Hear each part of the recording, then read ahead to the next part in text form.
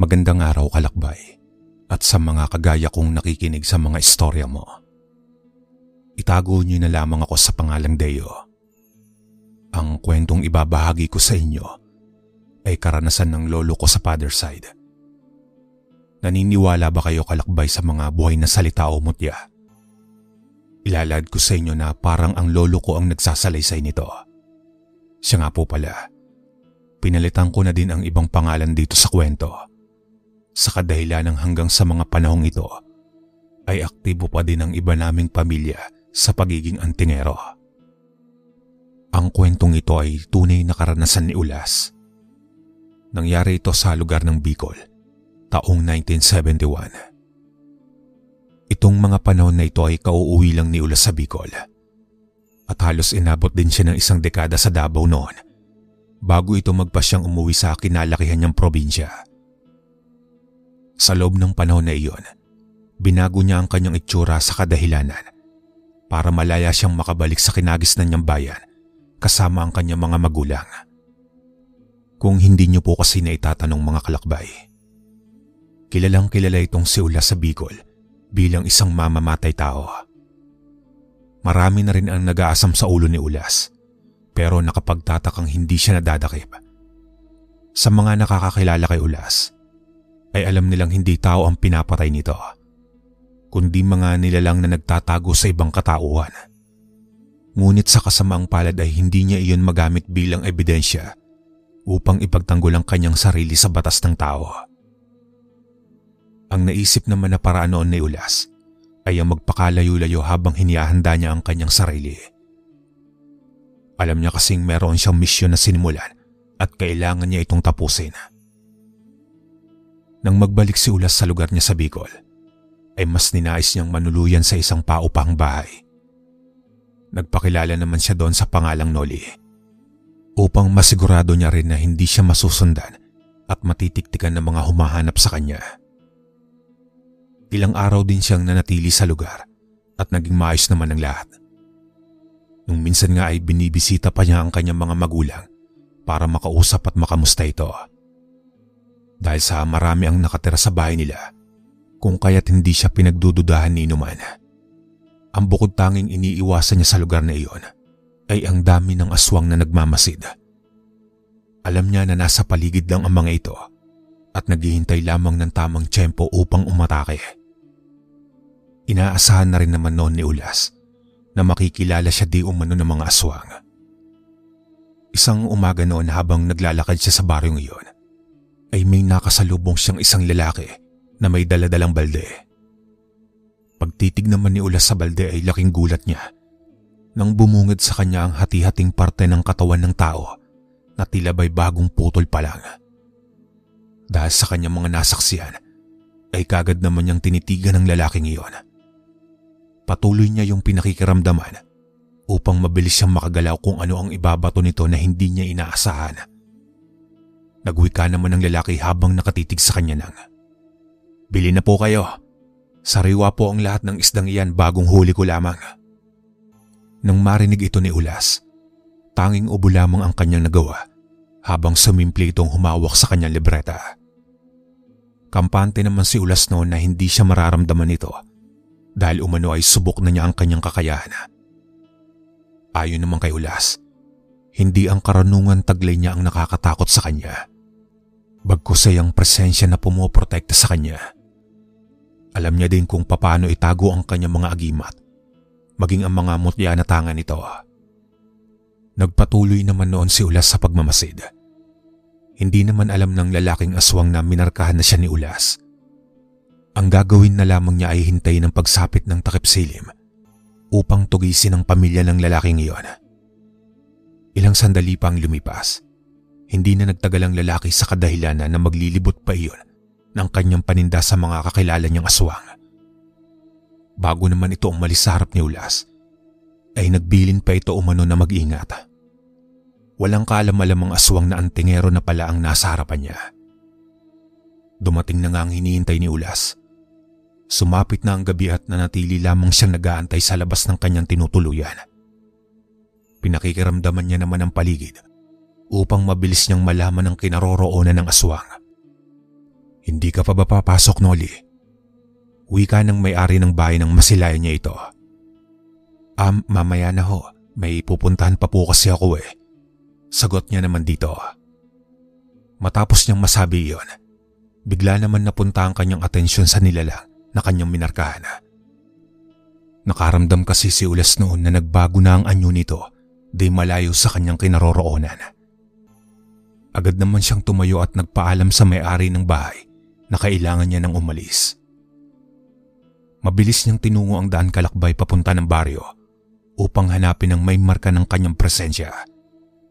Pagdating niya sa dulong parte nito, ay agad na bumungad sa kanyang isang bahay na may mga nakabukas na bintana, ngunit laking pagtataka niya na kahit gasera ay walang sindi sa loob. Pagsipat niya naman sa mga ilang taong nasa loob nito, agad namang siyang dumapa habang nag-uusal ng mga kataga. Agad niya namang hinipan ng tangan niya mutya, tapos ay mabilis siyang gumapang at tumungo sa loob. Maingat na gumalaw noon si Ulas upang hindi siya mapahamak. Sa paglapit niya sa bahay nito, ay dinig niya naman ang pag-uusap ng mga nandun sa loob patungkol sa kanyang alias. Nagpapalitan ng mga ito ng impormasyon kung isa ba siyang normal na tao, isang antingero o nagbabalat kayo. May balita din kasi ang mga nilalang na iyon tungkol sa isang usap-usapan na may kinalaman kay Ulas. Nagpatuloy lang siya sa kanyang pakikinig at dahan-dahan na nag-iip si Ulas sa buong paligid. Kaagad namang naramdaman iyon ng mga aswang, tapos ay naglabasan sila sa kanilang tinutuluyan. Pumuesto ang mga ito paikot sa kanilang tahanan. Subalit nakapagtatakang hindi nila nasisipat sa gilid ng dingding si Ulas. Maya-maya ay bigla namang napangisi itong si Ulas nang masipat niya ang isang aswang na dahan-dahan nagpapalit ng wangis. Naghintay naman siyang umitim ang buong katawan nito upang madali niya iyong mapaslang sa pamamagitan ng punyal na kanyang hawak. Nang maramdaman na ni Ulas na papalabas na ang pakpak ng aswang, dali-dali niya iyong hinawakan sa leg at kasabay nito ang pwersado niyang pag-unday sa tagiliran ng nilalang. Halos hindi na nakaangil ang nilalang na iyon, gawa ng sinigurado ni Ulas na matakpan ang bibig nito. Pagbagsak naman agad nung nilalang sa lupa, ay dali-dali itong minarkahan ni Ulas ng simbolo upang hindi mapansin na patay niya ito ng kanyang mga kasama. Ayon kay Ulas Kalakbay na ang simbolong ginamit noon nito ay simbolo ng krus na may mga guhit. Napakabanal ng simbolo na iyon dahil sumasagisag ito sa kagaya niyang mandirigma sa kanan. Matapos niya iyong gawin ay bigla na lang naagnas ang naninigas na bangkay ng nilalang na iyon. Naramdaman niya namang nakaamoy na ang mga kauri nito, kaya agad naman siyang naglakad patungo sa parteng likod ng bahay. Kampante noon si Ulas. Kampante noon siyang iwanan doon ng bangkay ng aswang dahil alam niya sa kanyang sarili na hindi iyon makikita ng mga kalahi niya. Ilang sandali pa ang lumipas, patuloy pa rin ang paglalaro ni Ulas sa pamilyang yon. Ang ilang miyembro naman nito ay nakakahalata na dahil sa ramdam nito ang pagwawala ng iilan sa kanila. May mga sigbin na rin sa paligid, ngunit wala iyong kakayahan upang matukoy siya ng mga ito. Maniwala ka man Kalakbay o hindi, kahit nasa harapan niya na ang sigbin, ay hindi pa rin siya nito nakikita o naaamoy man lang. Matapos ang ilang minuto, muli na naman siya nagplano upang patay ng mga aswang. Alam ni Ulas sa naganap na iyon ay magiging alerto na ang aswang sa kanilang baryo. Ngunit kahit ganon ay wala siyang ibang pagpipilian kundi paslangin ng mga ito, lalo na't nagyayanggaw yun sa kanilang lugar at sa iba pang bayan. Sapat na ang dahilan na iyon upang hatulan ni Ulas ang pamilyang iyon. Nang mapansin niyang isa na lamang ang aswang na kanyang kalaban mula sa pamilyang iyon, lumabas naman siya na puno ng katapangan.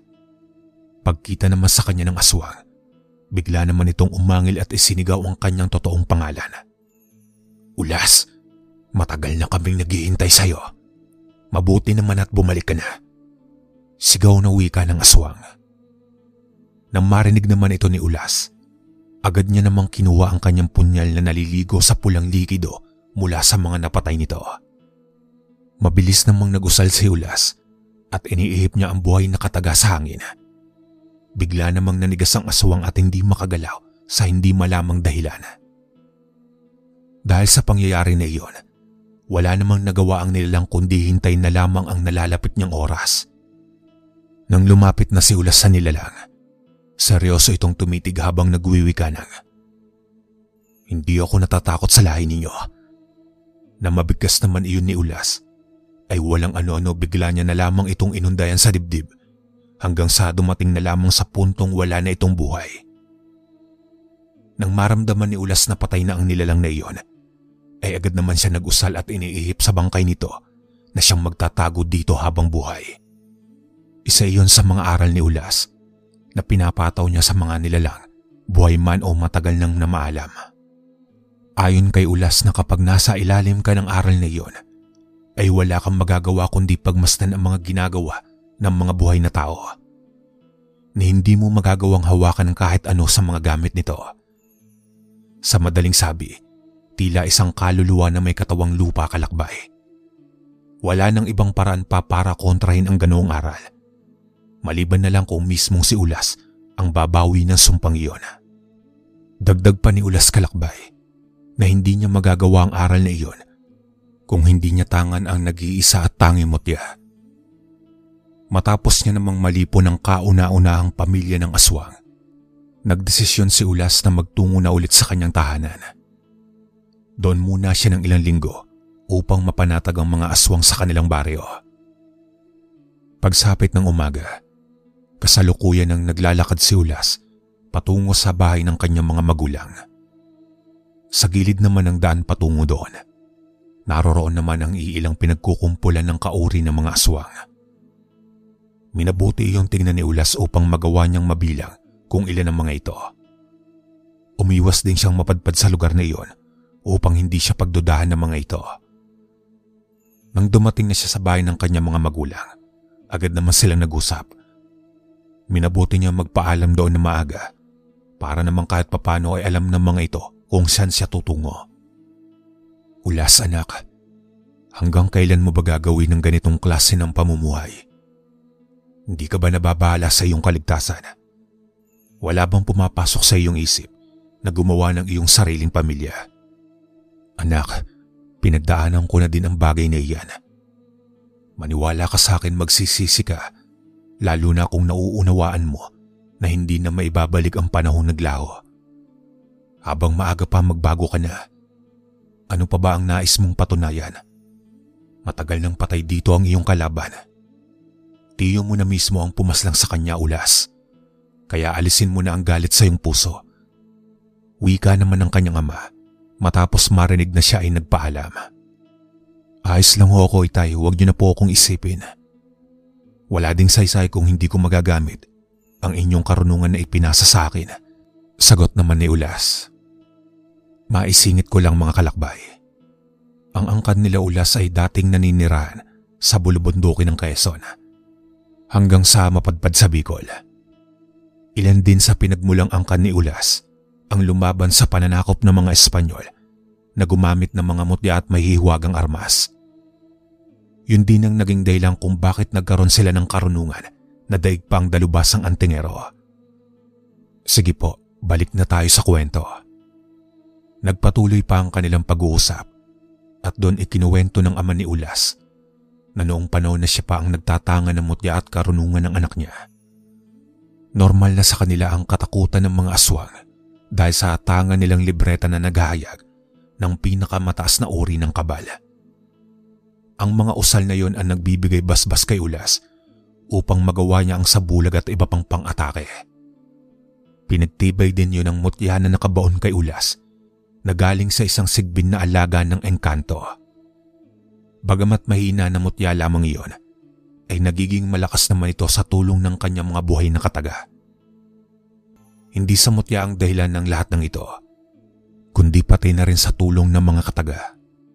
Yun ang dahilan kung bakit kailangan ng mga antingero ang ilang libong ulit na aral para makuha ang mutya na kapareho ng iyong dasal. Matapos naman ang kanilang pag-uusap, agad na lumisan doon si Ulas. Bagaman nauunawaan niya ang mga babalang ibinahagi ng kanyang ama, hindi pa rin siya kumbinsado sa nais nitong pananahimik. Maaaring iniiwas lamang siya ng kanyang ama, pero hindi sapat na dahilan iyon upang kalimutan na lamang niya ang kanyang paninindigan. Sumapit na ang gabi at maagang umalis si Ulas sa kanyang tinutuluyan. Nagpasya din siya noong wakasan na ang buhay ng mga aswang sa kanilang lugar upang makaalis na siya sa lugar na iyon. May mga gawain pa kasi siya noon sa Davao na kailangan niyang bigyan ng purong atensyon. Habang binabaybay naman ni Ulas noon ang daanan, sunod-sunod naman ang kanyang pagpapalipad hangin noon sa paligid. Ramdam niya rin doon ang mga mensahero ng kanyang ama na patuloy na nagmamasid sa kanya, pero binabaliwala niya lang ang mga iyon. Tuwang-tuwa naman noon si Ulas, gawa ng sa unang pagkakataon ay nagkaroon ng interes ang kanyang ama na pagmasdan ng kanyang sining sa pakikipaglaban. Pagsipat niya naman sa isang tahanan na mayroong napakasamang presensya, ay agad niya naman iyong sinugod at walang habas na pinagpapapaslang ang mga aswang. Wala namang nagawa ang mga nilalang na iyon kundi malagutan ng hininga ng walang kalaban-laban, sapagkat hindi man lang nila naamoy o naramdaman ang pagdating ni Ulas. Lumipas ang 2 araw. Punong-puno na ng tensyon ang kanilang lugar. Lahat ng mga natitirang aswang sa paligid ay labis na nabahala sa tuwing sasapit na ang gabi. Animoy pakiramdam ng mga ito sila ang mga ordinaryong tao at si Ulas ang demonyong pumapatay sa kanila. Patuloy namang hinahanap ng mga kauri nila ang kinaroroonan ng antingero. Ngunit kahit anong gawin nila, ay wala silang matagpuan na bakas o marka sa paligid. May mga pagkakataon naman na nakakasalubong ni Ulas ang iilan sa mga ito tuwing umaga. Pero ni katiting na pagdududa sa kanya, ay wala sila doon na nararamdaman. Sa pagsapit ng gabi sa pinakahuling araw ng buwan, doon na nga naganap ang pinakamalagim na digmaan. Nangyari iyon sa pagitan ni Ulas at sa pamilya ng gabunan na siyang namumuno sa mga aswang na naninirahan sa kanilang baryo.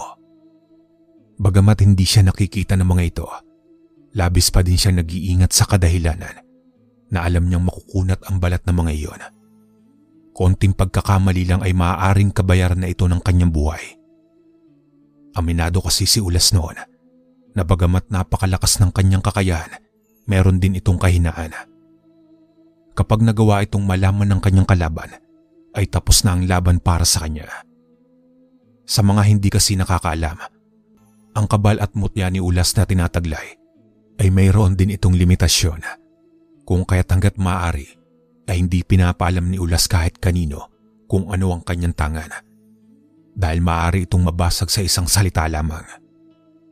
Upang makaligtas sa ganong pangyayari, kinakailangan niya mag-isip ng mabilis para basagin ang hakbang na gagawin ng kanyang kalaban. Sa pagdating ni Ulas sa bahay ng mga gabunan, kitang-kita ng 2 niyang mata na naghahanda ang padre de pamilya ng mga nilalang. Ramdam na ramdam ni Ulas ang kanyang takot sa kabila ng nakakakilabot niyang kakayahan. Tila hindi naman mapakali itong si Ulas, sapagkat nararamdaman niya ang napakaitim na presensya ng mga nilalang na iyon. Ilang minuto pa ang lumipas nang akmang susugod na siya sa kinaroroonan ng mga ito. Laking gulat na lamang niya nang maramdaman niya ang isang kamay na humawak sa kanyang balikat. Paglingon niya doon ay bumungad sa kanya ang seryosong pagmumukha ng kanyang ama. Tapos ay nagwiwika ng, "Lagpas na ito sa kakayahang taglay mo, Ulas. Bumalik ka na. Wala nang saysay ang ginagawa mo, anak. Nakakalimutan mo na ba na kasama kong mamuhay ang mga nilalang na yan? Saksi akong buhay sa kanilang mga gawain at kabutihan para sa baryong ito. Tandaan mo, Ulas, anak, hindi lahat ng nilalang na nasa kaliwa ay masama." Matapos namang magsalita ng ama niya, ay bigla namang napatingin sa kanila ang pamilya ng mga gabunan, habang marami itong lumalapit. Pagharap naman ng mga ito sa kanila, ay agad namang kinausap ng kanyang ama ang padre de pamilya ng mga iyon, upang maayos ang sigalot na kasalukuyan ay nasa pagitan ng kanilang mga angkan. Labis-labis naman ang paghingi ng patawad ng kanyang ama sa pamilyang iyon dahil sa kanyang ginawa. Sa pagpapatuloy ng pag-uusap ng mga ito, doon nalaman ni Ulas na nagawa na pala siyang sundan ng mga gabunan sa pamamagitan ng kanyang mga bakas ng yapak na naiwan sa mga tahanan ng kanyang mga nabiktima. Sapat na ang mga yapak na iyon upang matukoy ang kanyang eksaktong kinaroroonan. Ipinagtapat din ng gabunan na kung hindi siya nagawang pigilan ng kanyang ama ay napatay na siya ng mga gabunan. Matapos naman makapagsalita nito, ay laking gulat naman ni Ulas nang bigla siyang itinuro nito sa kabila ng kanyang kakayahan na magkubli. Alam mo Ulas, nauunawaan namin kung bakit ka ganyan. Pero konting respeto na lang para sa mga kaibigan ng iyong ama. Hindi na katulad noon ng lugar na ito. Magkakaibigan na kaming lahat dito. Ang mga pinaslang mo naman ay sadyang hindi iyon nadadala. Ngunit huwag kang mag-alala dahil ang mga nakita mong karne na nasa balde ay hindi sa baryong ito nanggaling. Wala din sila ditong nayanggaw sa kadahilan ng pagsunod nila sa utos ko. Ngayon alam mo na sana maging maliwanag na sa iyo ang mga bagay na ito. Nasisiguro ko rin sa iyo na kaya hindi ito isiniwalat ng ama mo sa iyo sapagkat nais pa nitong pagtibayan ng iyong pagsasanay. Wika ng padre de pamilya ng mga gabunan. Nang marinig naman ito ng kanyang ama, ay tumawa lang naman iyon habang nakatitig sa kanya. Nang matapos ang mga nangyari ay umuwi naman si Ulas. Nagulat na gulat dahil hindi siya makapaniwala sa mga bagay na inilahad sa kanya ng gabunan. Halos nagbago din ang pananaw niya noon sa kadahilan ng hindi niya inaasahan na sa loob lamang ng isang dekada ay nabago na ang lahat sa kanilang baryo. Ngunit ng ilang araw ang nakalipas ay mayroong isang dayo na bago sa mukha nila. Nang tanungin ito ng ilang kabaryo nila Ulas at ng kanyang ama, ay nagwika ito ng, "May hinahanap akong isang antingero. Nang sabi-sabi ay dito nanunuluyan. Ako si Bagak, isa ako sa mga anak ng pinaslang niyang aswang sa lugar ng Davao." Wika ito ng lalaki na nagpakilalang si Bagak. Nang marinig nila Ulas iyon at ng kanyang ama, ay laking gulat naman nila kung papaanong natunto nito ang lugar na yon. Na kung iisipin ay ilang libo ang milya bago mo mapuntahan ito mula sa lugar na kanyang sinasabi. Agad namang tumugod ang ama ni Ulas na hindi nila kilala ang taong hinahanap nito.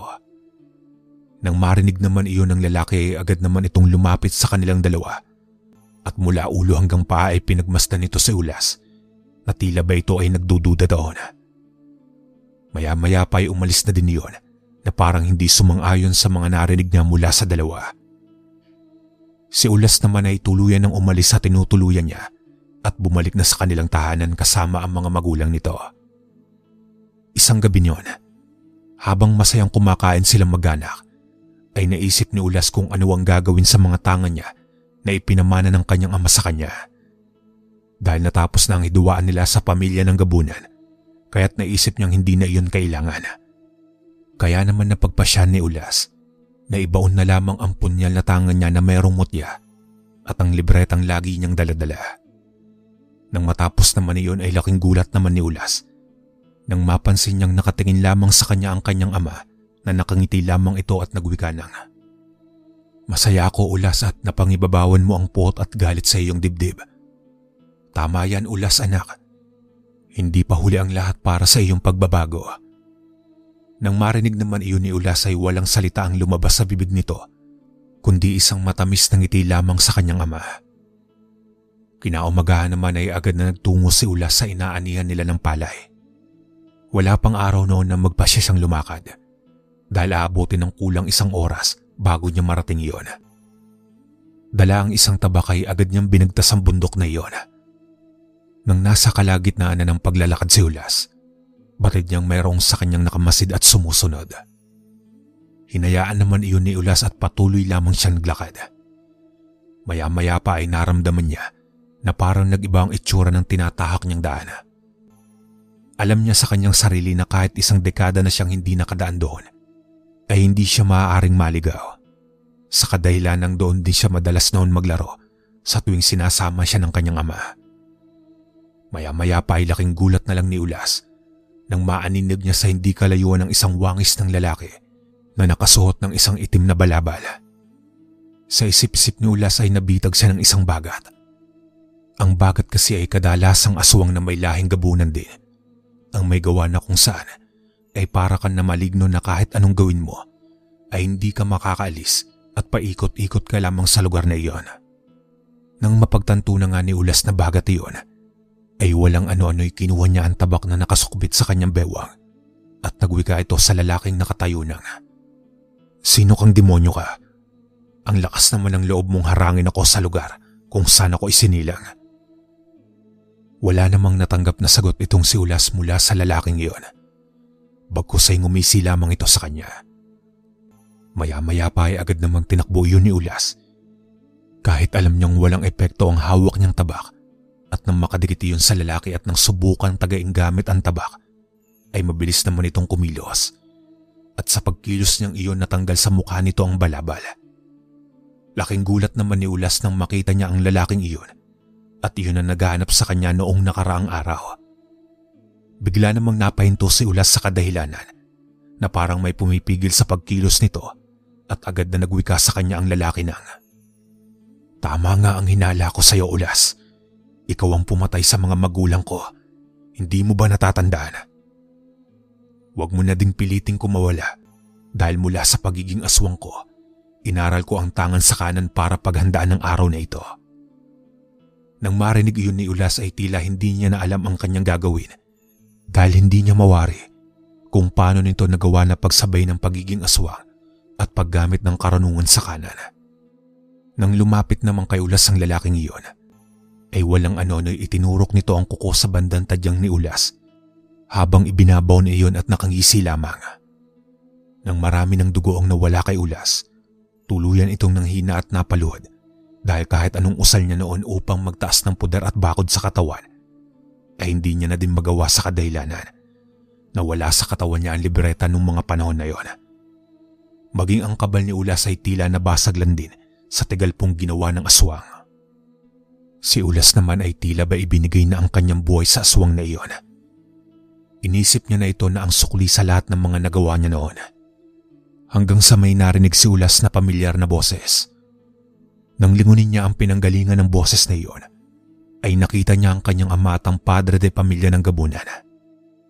Tapos ay nag-ihip ng buhay na salita ang ama niya noon kung kaya't ang aswang ay tila ba napako ito sa kinatatayuan niya. Walang ano-ano'y ibinato ng ama ni Ulas ang punyal na may mutya patungo sa kanya at agad naman na binasag ng gabunan ang tigal pong nakagapos kay Ulas. Nang dumampi sa palad niya ang punyal ay tila biglang nabuhay muli ang katauhan ni Ulas na isang mandirigma. Tapos ay agad niyang nilapitan yung aswang na noong mga oras na iyon ay hindi makagalaw.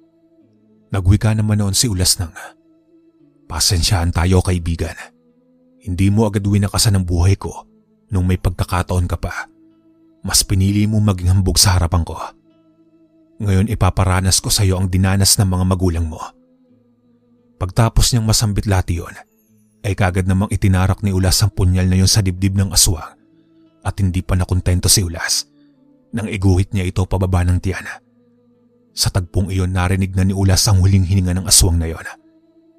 Nang maging isang malamig na bangkay na lamang ito, agad naman nilang inusalan ito para maitago at mabilis na maagnas sa mga labi nito. Tapos ay lumakad na silang tatlo pauwi ng tahanan nila Ulas upang gamutin ang mga sugat nito. Makalipas ang ilang taon ay tuluyan nang nanahimik si Ulas. Nagkaroon na din siya ng sariling pamilya na siyang naging buhay niya. Subalit lingid sa alam ng karamihan na bagamat nananahimik na ang antingerong nagbigay ng kilabot sa mga aswang, patuloy pa rin itong handa kung magbabalik man sila. Patuloy pa rin kasi nitong pinapalakas ang tangan-tangan niyang mutya at mas nag-aral pa itong si Ulas ng mas malalim na karunungan sa tulong ng kanyang ama at ng kaibigan nitong gabunan. Hanggang dito na lang po ang kwento ko, kalakbay. Naway mapili mo ito at karangalan sa kagaya kong apo sa tuhod ni Lolo Ulas na maihayag sa channel mo ang kwento na ito. Ang masasabi ko sa kwentong ito, mga kalakbay, ay napakagaling ni Ulas. Dahil alam naman natin na yung mutya ay ibinabaon sa katawan, pero sa kwentong ito nakalagay ito sa isang punyal. Hindi lang nailahad kung saan bagawa yung punyal. Saka yung mutya na tinutukoy sa kwento ang galing. Kasi galing iyon sa isang sigbin na alaga ng engkanto. Tapos yung libreta na ginagamit ni Ulas, siguro nandun lahat ng orasyon at dasal niya na pangtigal po at pambakod poder sa tuwing naharap siya sa panganib. Saka yung ginawa niyang pagkubli sa unang angkan na inubos niya, sigurado mataas na uri yun ng sabulag. Dahil maging yung sigbin sa kaliwa ay hindi siya naamoy at naramdaman. Kaya kung nagandahan kayo sa istorya ni Ulas, i-comment niyo po sa ibaba. Siguro marami pa itong kwento. Sana magkaroon pa ng series itong buhay ni Ulas. Yun lamang mga kalakbay. Maraming salamat.